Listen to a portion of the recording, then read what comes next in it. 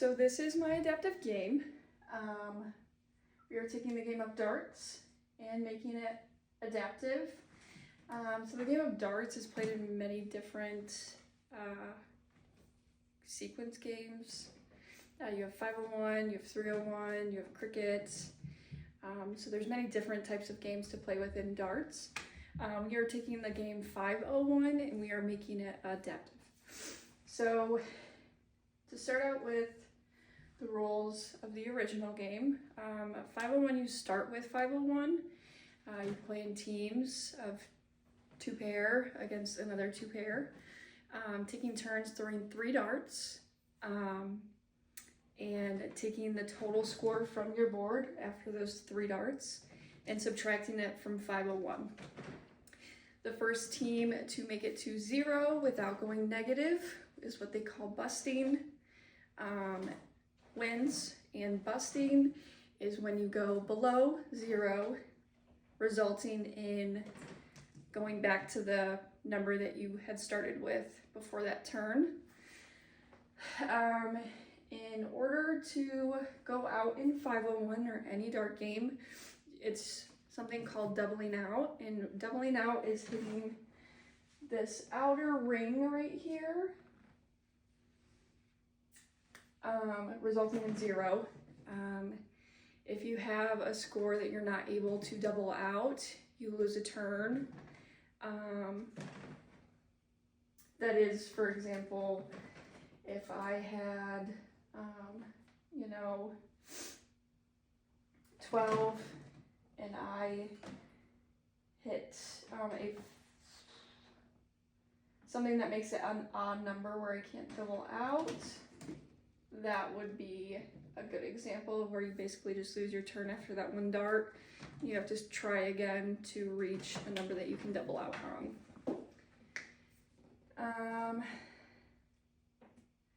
So with adaptive darts, we are making it Velcro darts.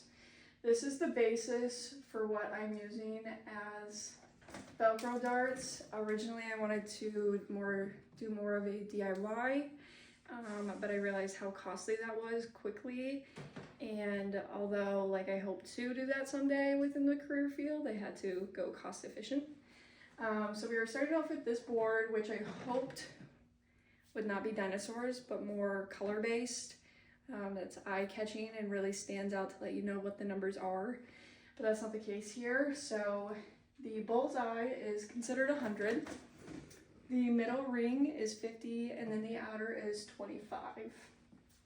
And how we play adaptive darts is we're going to start at 0 and score up to 500. Personally, addition is always easier than subtraction, so that's why I went with that. First, this can also be played as singles or duos, 2 teams, or you could set a time limit based on how the game is going, things like that. In order to win, you just have to get 500. You can go over 500 as well. There's no busting in adaptive Velcro darts. And then another difference, I guess, between the games that I've adapted, which I forgot to mention, was with regular darts, you have to stand behind a line that's 7 feet 9 inches. And within adaptive Velcro darts, it is between a range of 3 to 6 feet based on accessibility, needs, and function of people. So ways that I have made adaptive Velcro darts adapted is pretty simple with using Velcro balls. You don't need a lot of hand dexterity to hold these balls versus a dart. And then range of motion, you can throw it underhand, you can throw it underhand, you can throw it overhand. And then we've also made adaptive ways to do this.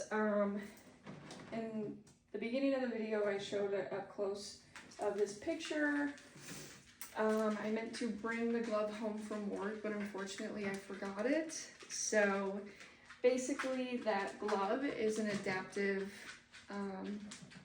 workout glove is what I see my boss use it most for, but it's for grip, so it can be used for a multitude of different things.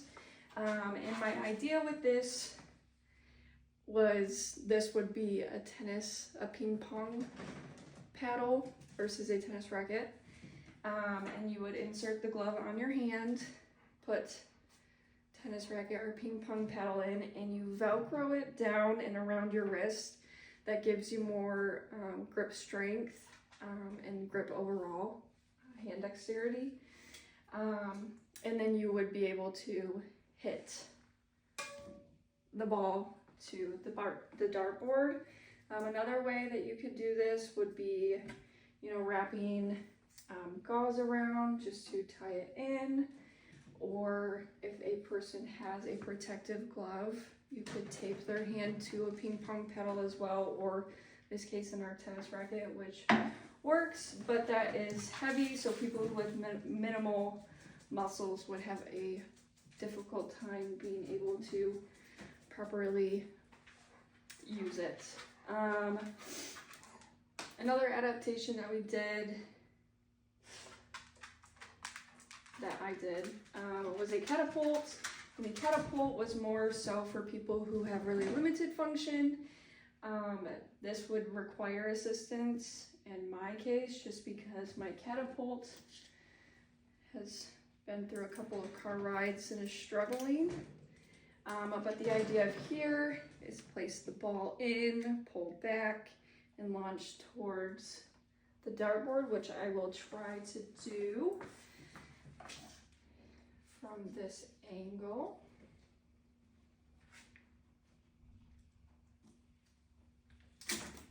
Like so, and I got 100 points.